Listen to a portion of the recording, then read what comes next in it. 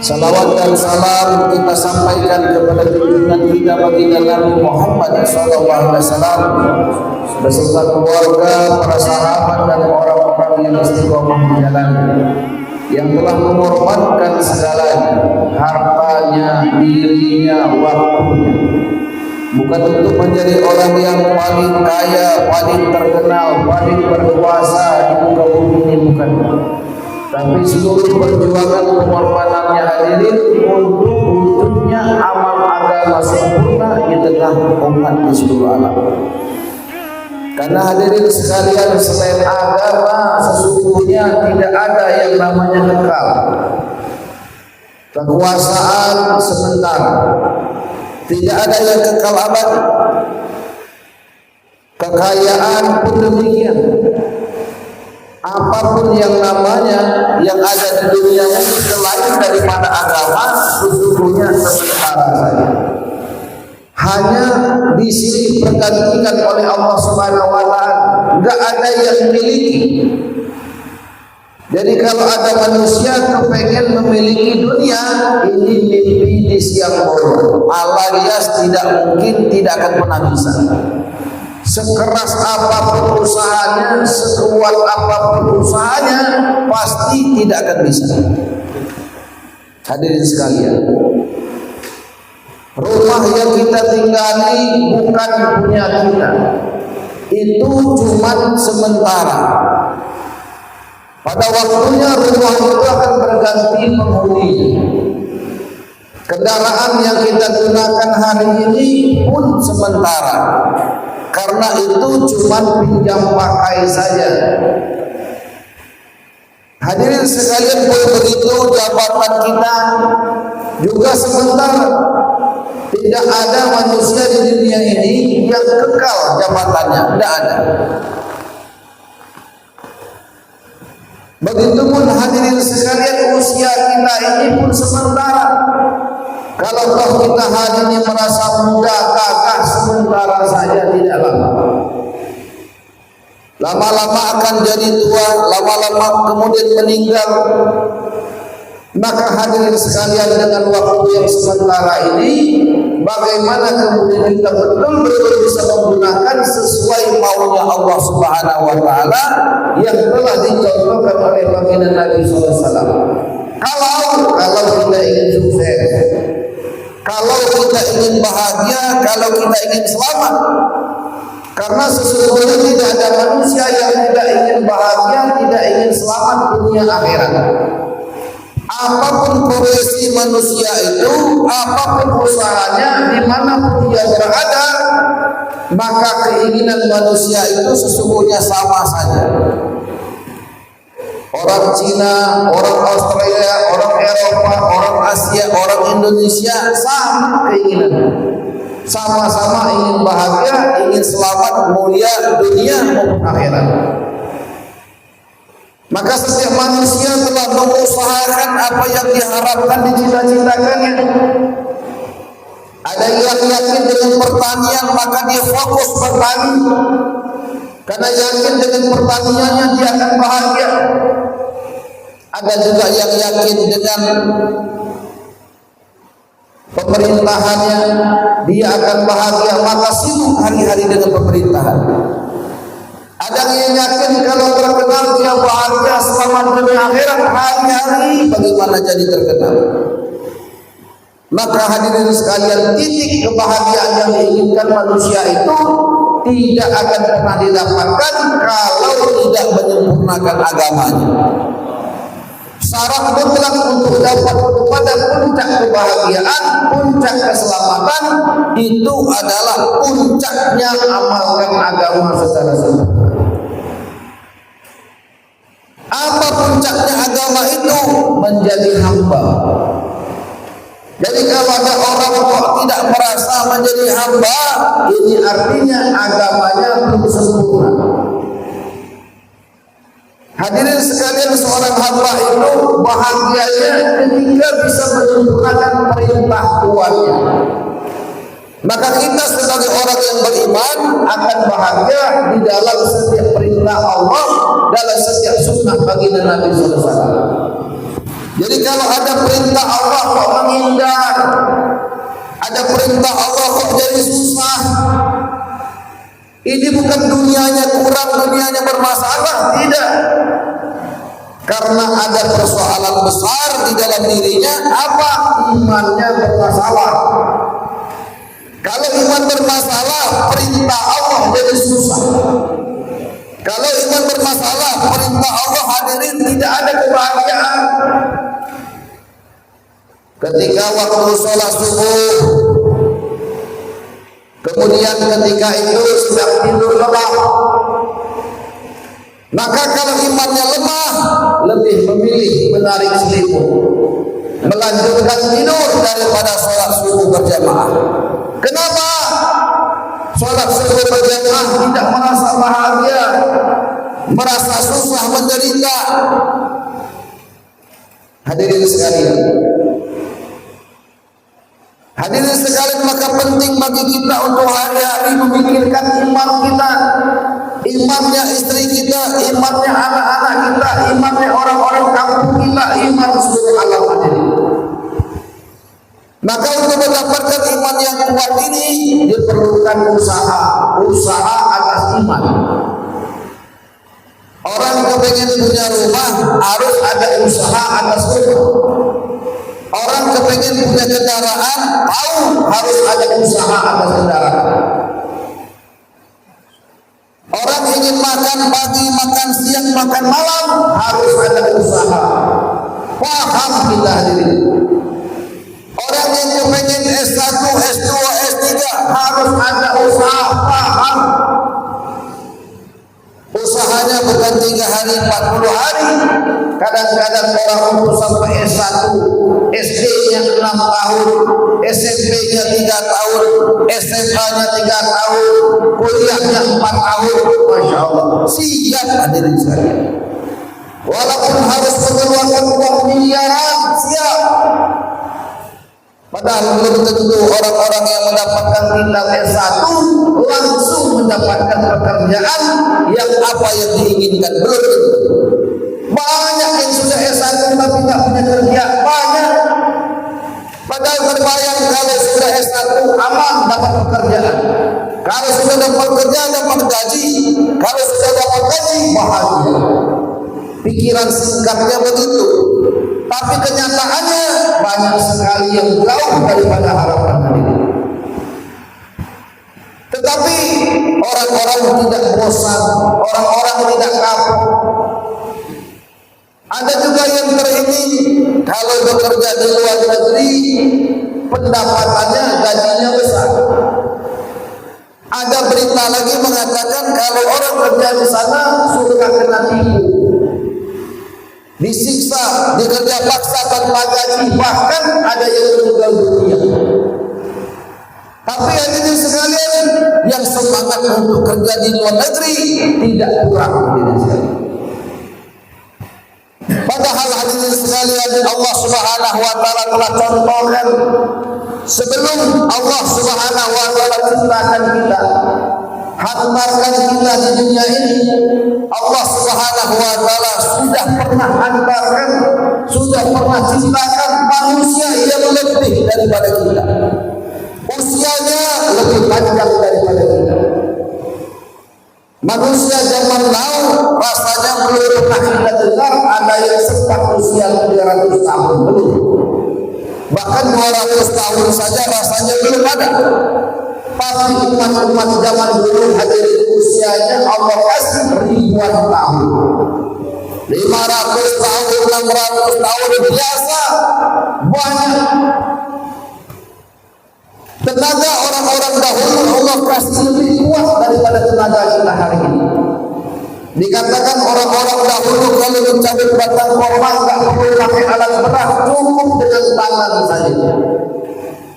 La ilaha illallah. Orang-orang dahulu hadirin sekalian kalau ibadah saking gosoknya sujud batu jadi sembuh. Saya sudah keliling di banyak tempat belum pernah ketemu ada karpet jadi ngomong karena jamaah kelamaan sujud belum. Hadirin sekalian, zaman dulu bukan karpet, sujud di batu jadi sembuh. La ilaha illallah. Hebatnya orang dulu ketika sujud. Hadirin sekalian, orang-orang dulu kalau berzikir keluar cahaya, saking hebatnya zikirnya. Maka hadirin sekalian, kalau kita berkaca antara kita dan orang-orang dulu, rasa-rasanya kita jauh daripada mengaku orang yang beriman. Tapi untung kita ini berada di umat akhir zaman, umatnya baginda Nabi SAW. Tidak akan masuk surga umat-umat terdahulu kecuali umat akhir zaman masuk surga dulu. Syaratnya hadirin sekalian, asalkan mau meneruskan apa yang dulu diusahakan baginda Nabi SAW dan para sahabat. Hadirin sekalian, Allah Subhanahu wa taala sungguh sangat cinta dan sayang kepada manusia. Allah inginkan 100% manusia ini tidak ada yang susah. Allah inginkan 100% manusia ini tidak ada yang menderita. Semuanya Allah ingin bahagia dan masuk surga semuanya. Syaratnya mau saja. Hadirin sekalian, untuk mengamalkan agama secara sempurna ini, pertama kita harus ada usaha. Usahanya apa? Usahanya mengajak orang kenal kepada Allah, mengajak orang taat kepada Allah. Inilah usaha agama yang membuat para sahabat yang ketika itu miskin, yang ketika itu sering berantem, yang ketika itu begitu banyak masalahnya, Allah hilangkan segala kegelapan-kegelapan di zaman itu dengan satu usaha yang namanya dakwah ilallah. Ketika para sahabat ini diarahkan, dilatih untuk menjadi dai-dainya Allah, maka ketika mereka ambil usaha dakwah, Allah Subhanahu wa taala telah berikan iman yang sempurna kepada para sahabat. Tanda iman sempurna itu hadirin, mudah untuk mengamalkan perintah Allah, mudah untuk mengamalkan sunnah-sunnah baginda Nabi SAW. Kenapa hari ini Masya Allah umat Islam terhina di mana-mana? Karena umat Islam hari ini hadirin sebagian besar telah meninggalkan kerja yang dulu telah dikerjakan para sahabat. Apa itu? Dakwah Allah. Ketika umat Islam ini kembali kepada satu usaha iman, usaha dakwah ilallah, maka Allah Subhanahu wa taala akan meningkatkan iman umat Islam. Kalau imannya meningkat, hadirin sekalian, amal akan meningkat. Tidak akan ada lagi masjid-masjid yang sepi, tidak akan ada lagi masjid-masjid yang lebih banyak rupiahnya daripada jamaahnya. Apa manfaatnya untuk kemakmuran masjid? Hadirin sekalian, Allah banyak janjikan kepada masjid. Siapa yang mencintai masjid, Allah berjanji mencintainya. Siapa yang memakmurkan masjid, Allah berjanji akan memberikan kemakmuran kepadanya.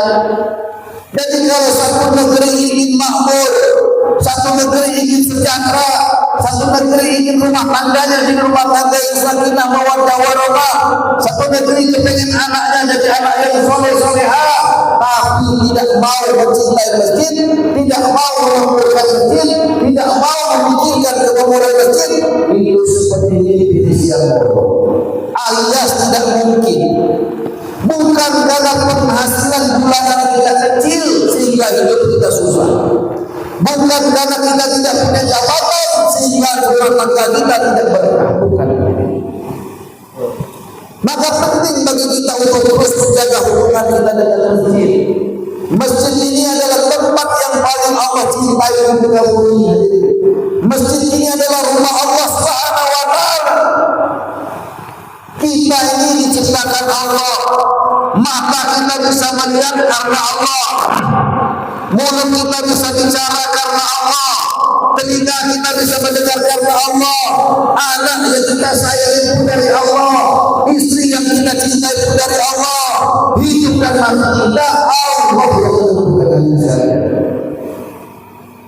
Maka penting bagi kita untuk terus mengingatkan diri kita, keluarga kita, masyarakat kita, pentingnya untuk kita mencintai rumah Allah, pentingnya untuk memakmurkan rumah Allah. Untuk apa? Agar Allah cinta kepada kita, agar Allah cinta kepada istri kita, kepada anak kita, agar Allah cinta kepada negara kesatuan Republik Indonesia ini. Kalau Allah sudah cinta, tidak mungkin ada bumi berani bergoyang-goyang dan membuat rumah hancur.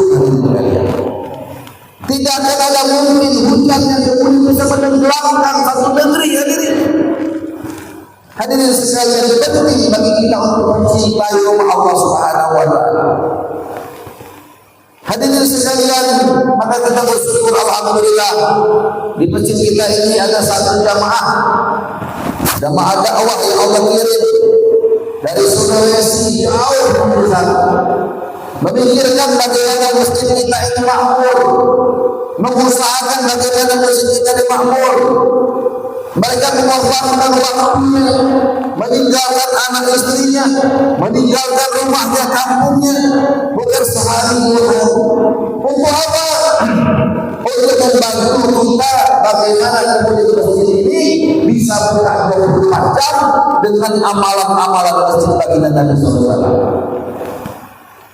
Apa amalan masjid 24 jam? Pertama, dakwah Allah.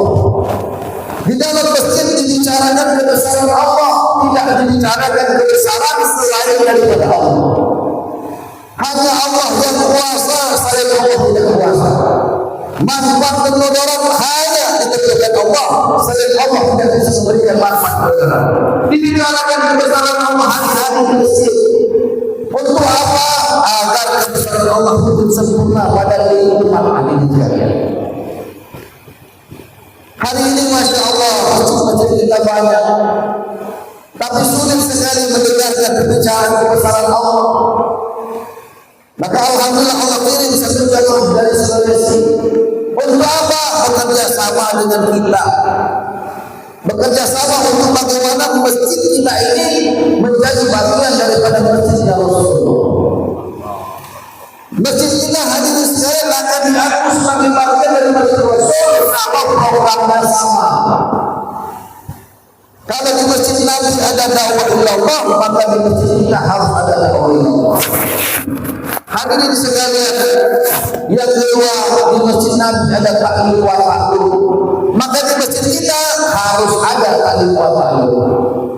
Taklim wa ta'lum ini satu program yang luar biasa, program yang bisa mencetak generasi-generasi terbaik, program yang akan mencetak generasi-generasi yang cerdas. Generasi terbaik hadirin sekalian, generasi sahabat itu dikatakan generasi terbaik karena paham dunia sementara, dunia bukan tempat tinggal tapi tempat meninggal.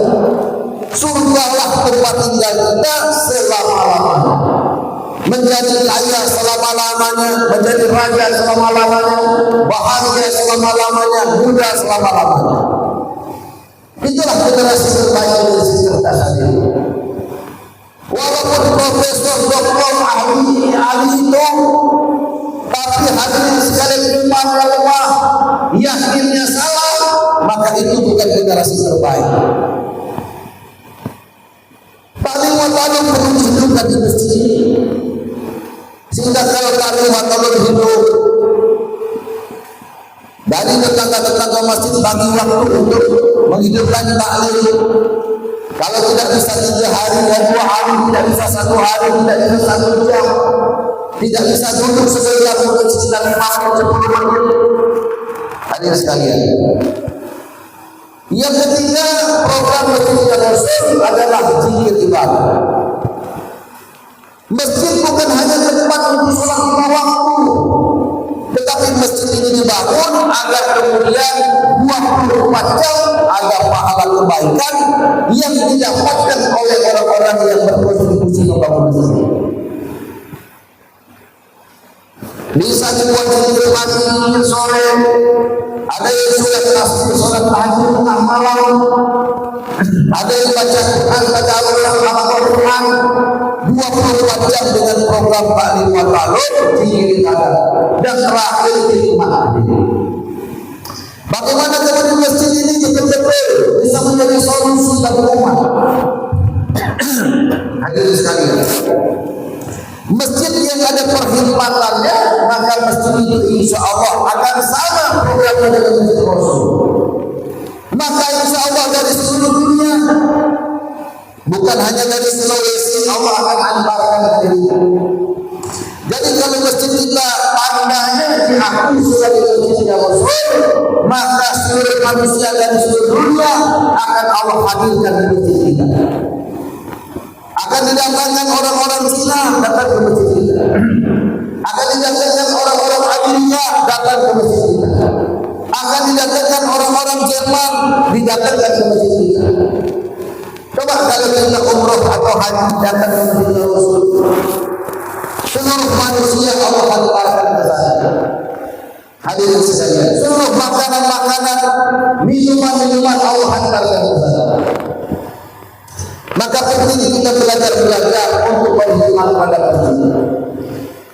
Bagi tetangga-tetangga masjid, kalau di rumah kita ada minuman terbaik, maka berikan kepada masjid.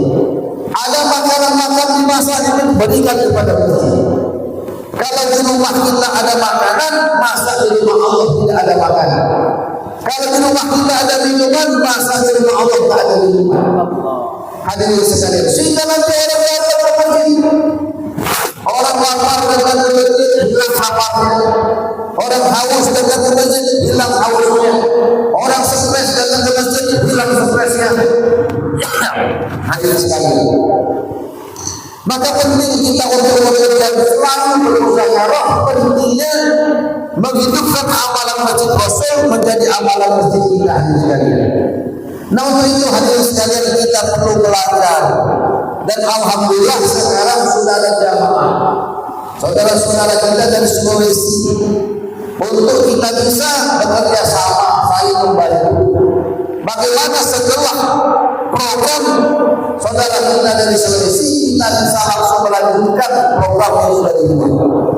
Kalau mereka bisa buat program tengah malam sholat tahajud, maka setelah peninggalan kita akan buatkan. Kalau mereka buat taklim, kita belajar bagaimana cara taklim. Dan 4 program ini akan dibuat di rumah-rumah kita. Jadi amalan 4 program Masjid Nabawi yang akan dibuat di masjid kita sehingga masjid buka 24 jam, begitu akan dibuat di program rumah-rumah kita. Rumah kita agar menjadi sebagaimana rumah Rasul. Bukan fisiknya, amalannya. Kalau di rumah Rasul ada dakwah Allah, maka di rumah kita pun harus ada dakwah Allah. Bicara di rumah kita, bicara kebesaran Allah hari-hari. Hari-hari dibuat taklim dan maklum, zikir ibadat dan hikmat di rumah kita. Kalau di masjid ada 4 amalan, di rumah ada 4 amalan, maka insya Allah masjid kita akan menjadi asbab Allah berikan kebaikan-kebaikan dari langit, dikeluarkan kebaikan-kebaikan dari bumi. Hadirin sekalian, insya Allah jamaah ini, Bapak hadirin sekalian boleh nanti gabung ya ke sini untuk kemudian ikut program. Dan kami ucapkan terima kasih kepada saudara yang sudah membantu untuk memakmurkan masjid selama 24 jam. Doakan kami juga nanti akan membahas sebelumnya datang ke provinsi Sulawesi. Mudah-mudahan nanti akan ada kerjasama yang kuat. Jadi kalau air itu bergerak, maka air itu akan sehat dan menyehatkan. Tapi kalau air sehat tidak bergerak, itu lama-lama jadi penyakit. Hadirin sekalian, kita pasang niat agar kemudian Allah Subhanahu wa taala gunakan waktu kita, harta kita untuk apa? Untuk dihabiskan menolong agama Allah Subhanahu wa taala. Boleh nanti punya niat gabung setiap 2 jam, boleh. Dia punya waktu untuk 3 hari, silakan. Yang punya waktu yang sudah 3 hari, 3 kali 3 bulan 40 hari lanjutkan. Yang sudah 40 hari lanjutkan dengan 4 bulan. Hadirin sekalian, insya Allah dengan cara seperti ini, maka Allah Subhanahu wa taala akan jaga kita. Allah Subhanahu wa taala akan jadikan rumah tangga kita menjadi rumah tangga yang sakinah mawaddah warahmah. Anak keturunan kita akan menjadi anak yang soleh solehah. Hafizan min alim alimah la ilaha illa dan tidak ada dengan kita kecuali ketika akhir hidup kita Allah berikan hidayah kekuatan untuk mengucapkan la ilaha illallah. Rasulullah katakan siapa yang hidupnya mengucapkan kalimat la ilaha illallah dijamin masuk surga. Subhanallah wa bihamdihi. Subhanallah wa bihamdika. Asyhadu an la ilaha illa anta astaghfiruka wa atubu ilaik. Billahi taufiq. Assalamualaikum warahmatullahi wabarakatuh.